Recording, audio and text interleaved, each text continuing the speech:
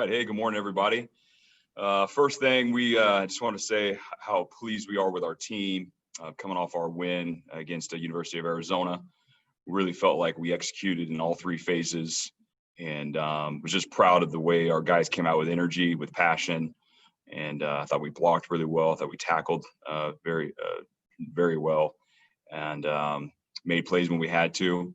We were extremely excited that we were able to get our backups in the game, second string, third string, late in that game. Those are valuable reps that we'll probably have to, use that, that history of those guys being in there here in the future, because you never know with injuries and COVID-19 when it's going to be those guys' turn to be starters for us, not just backups anymore. So it was awesome to get those guys out there, get their feet wet. And we ended up emptying the benches on offense, defense, and special teams, and got some guys some valuable reps. So there's not often you get to be able to do that in a Pac-12 game. So we were excited about the outcome against University of Arizona, and then share the disappointment with all of Husky Nation and our team with the Apple Cup, being postponed and possibly canceled. That's a huge game for this state, for this region, and especially for Husky Nation. We know that it's a tradition the day after Thanksgiving to have the family rivalries, the Cougs versus the Dogs, and for that not to happen on Friday, I know is very sad and very disappointing for a lot of people, and we share in that disappointment. But we had to flip the page very, very quick, and we know there was a lot of potential opponents that we could have played this Saturday. First, Jen Cohen and our administration did an unbelievable job of, getting potential games lined up. And we definitely had a number of different depth charts circulating in our building, wondering who we're going to play. And, our video crew did a nice job of collecting film with those potential opponents. And I won't discuss those potential opponents, but there was definitely some discussions for multiple teams. And it definitely a new thing in 2020 that usually we know who we're playing week in and week out, and this year we do not. But our team didn't flinch, and they were ready to play whoever we were going to play. And I got to give a lot of credit to the Pac-12, Larry Scott, Merton Hanks, for really being on top of this and staying ahead of the curve with the potential loss of the Arizona State-Utah game, and knowing now that we have University of Utah and Kyle Whittingham and his really good, well-coached team for years now, and one of the dominant teams in the South Division is coming up here to play us this Saturday, which our team's excited about. I'm sure their team's excited, and I know Husky Nation is excited to watch two really good teams face each other. And so with that, I'll open up to questions. All right, we go Christian, Lauren, Mike. Go ahead, Christian. Hey, Jimmy, I'm wondering at what point you guys started looking at Utah and started game planning for Utah. And I know you don't want to say who the other possibilities were, but are you able to say the number of different teams you were kind of mulling over this week and started to take an initial look at? Yeah, there was one point I had 4 depth charts across my desk, and so it was that's never happened before. So yeah, at one point there was 4 sitting there. And we played the odds a little bit. We did a little, we tried to get some intel, where we could. And thankfully we did practice against Utah yesterday, Tuesday's practice. And then of course we practiced today against Utah. And so our guess was right. Had it not been, then we would have just had to move on and tear up the game plan and get ready for that next opponent. But I got to thank our staff, especially our quality control coaches and our graduate assistants. They did a lot of grunt work on all the other teams, and we would have had some game plans ready to go for those teams as well if that was going to take place. But we went with the odds, and thankfully we got 2 really good practices in on the University of Utah. All right, Lauren, go ahead. Hey, Jimmy. I'm just curious. I mean, not just this week, but just in general with this season and kind of the unknowns on a weekly basis, do you have to spend more time maybe preparing for teams that aren't on your schedule, teams that you might see, or do you kind of wait until something happens? Yeah, this was an interesting one for sure. So I would say that the weeks prior, we did not try to prepare for anybody. You know, we would get information, and we knew those first two games were probably, 90% going to go. So we weren't preparing for anybody else. But this one, leading up for the Apple Cup, we definitely had heard whispers that that game was probably going to be canceled.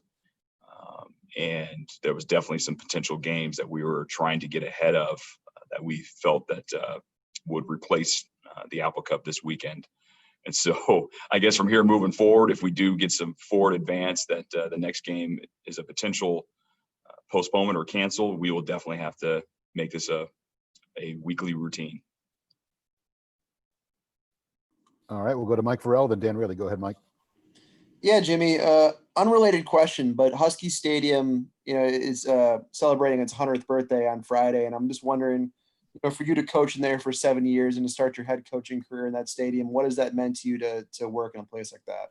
Well, completely humbling. And to be honest, I don't really like to think about it because of all the great coaches and the great teams that were here, before us. All I like to do is just keep my head down, and our staff keeps their head down, and we just want to work hard, continue to be bricklayers around here. And then at the end of this year, we're hoping we look up and we've made Husky Nation proud, and we've made the great coaches and the great players that were before us proud. All right, we'll go to Dan Riley and then Chris Fetters. Go ahead, Dan. Jimmy, I've got two for you. Do you still hold your breath on this game on Saturday, knowing that Utah played USC, which has a positive test and shut down their facilities yesterday? And number two, do you gather your guys for Thanksgiving and keep them away from their families just to be safe tomorrow? Yeah, so with Thanksgiving, we, again, shared a lot of horror stories from stories that we've heard around the country, with teams finally saying, hey, you know what, let's just go back to normal and do what we've always done. And then all of a sudden they have an outbreak on their team. And so, yes, Dan, you're correct. I've hammered these guys over the head every single day about we have to continue to do what we've been doing for the last 3 to 4 months now, which is not, get outside of our bubble and be around people that we haven't been around, even if it's somebody that's close to us, friends, family, people that we love. We just have to stay the course here for the next month and a half. And I told the team that yesterday. We got to stay the course, do exactly what we've been doing. And we'll make sure this virus doesn't enter this building and disrupts our operation around here.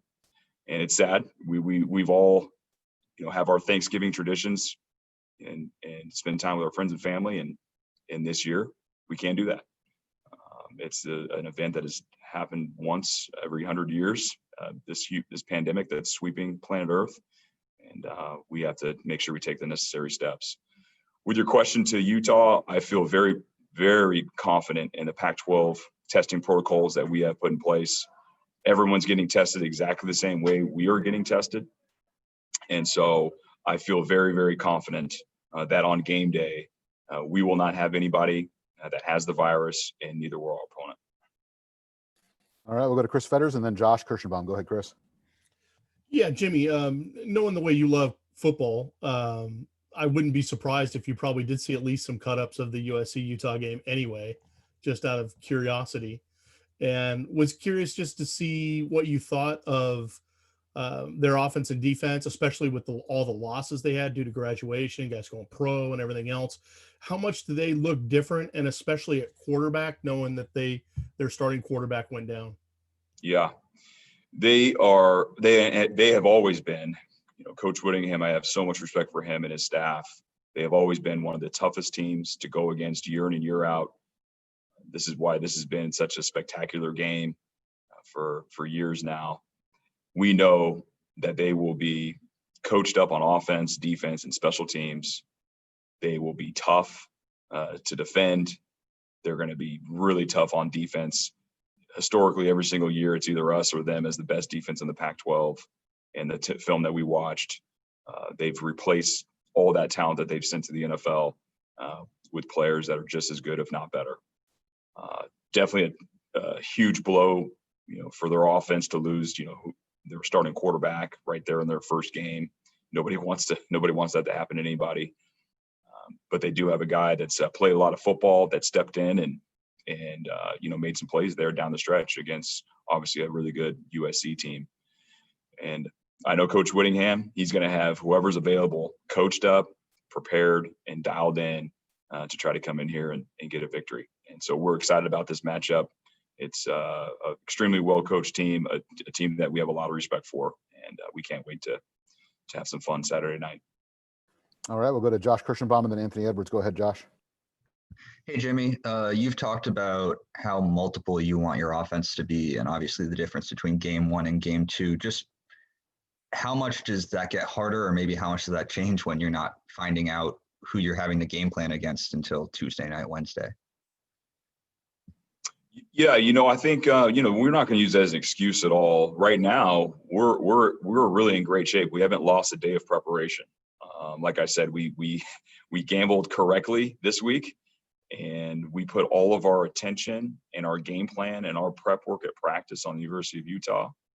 And so this week is like no other week. We feel, of course, the uncertainty in the beginning, Sunday, Monday, but other than that, once we got the team together and once we started practicing, we're in the same routine that we've been in.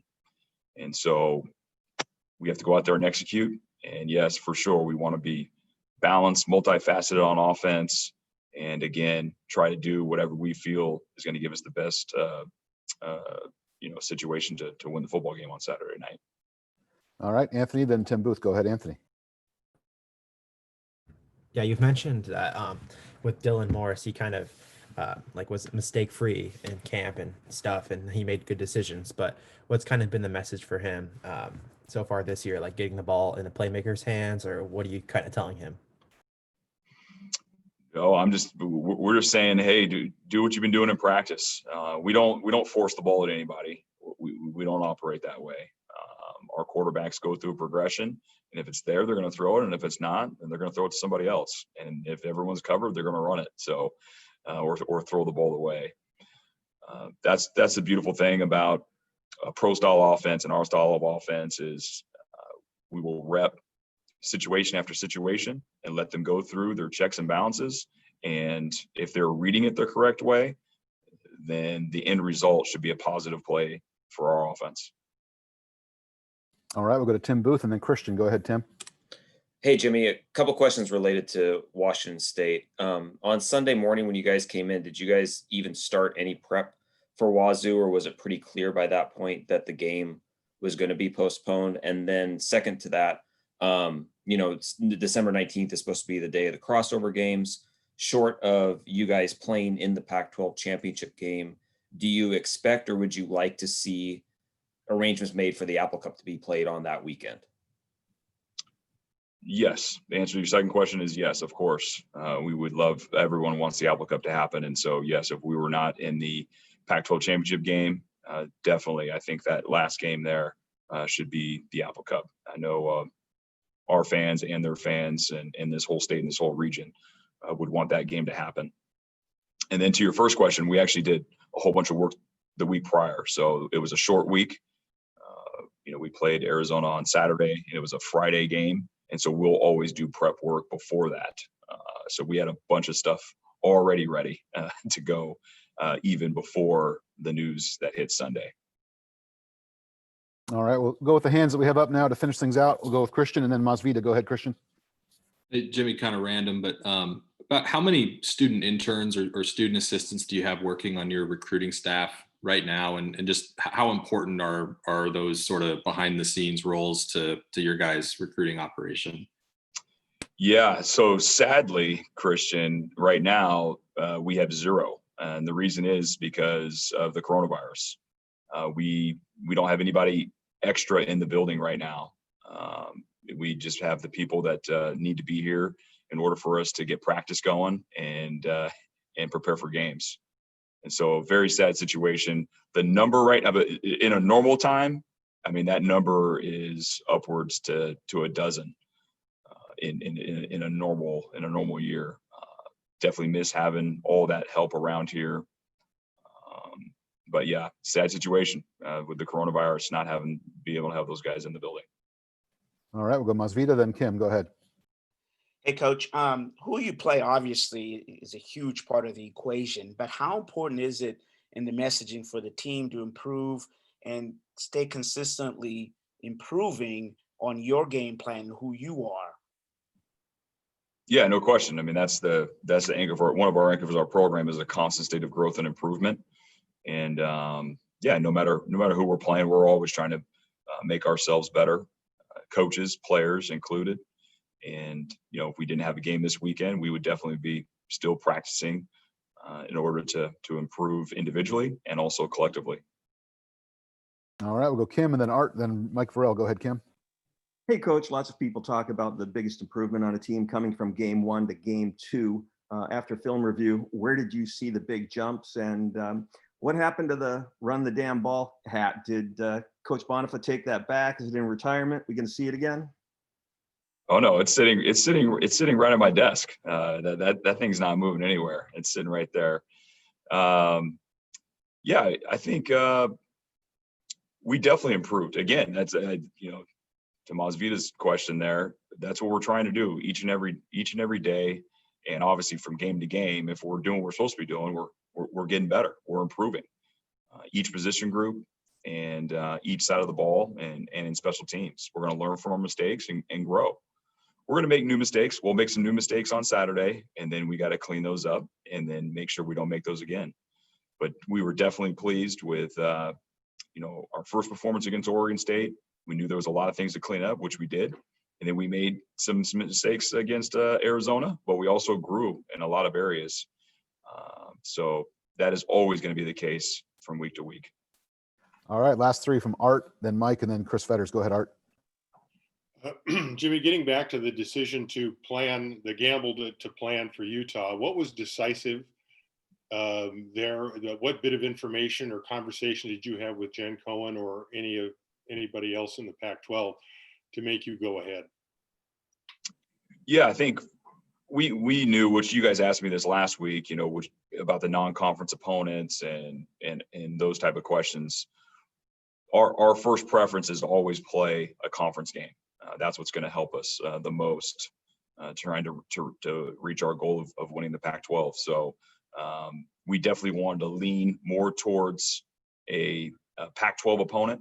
And so that was merely the gamble right there. Was we need to prepare for these guys. We need to prepare for a Pac-12 opponent because we know per our rules from the Pac-12, our first opponent will always be a Pac-12 opponent first. And so it wasn't like I had some, underlying, some things that no one else knew about. It was just more playing the odds that if that game was not going to go off down in Tempe, that Utah was probably going to be our most probable opponent. All right, last two, Mike, and then Chris Fetters. Go ahead, Mike. Yeah, Jamie, I'm wondering, what does Puka give you in terms of his skill set that's maybe a little bit different from the other receivers, and what is the next step for him in his progression? Yeah.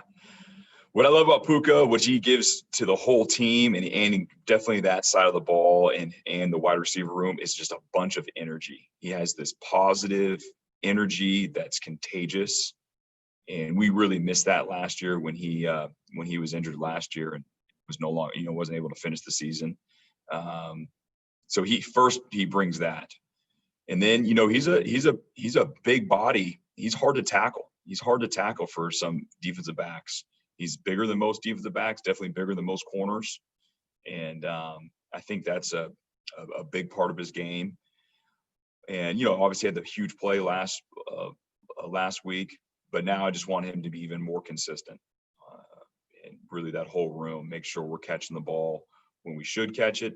If a defensive back makes a really good play on the ball, we'd all understand that, but we need to catch those layups. And so I want to make sure we definitely see some improvement in that area. All right, last question from Chris Fetters. Go ahead, Chris.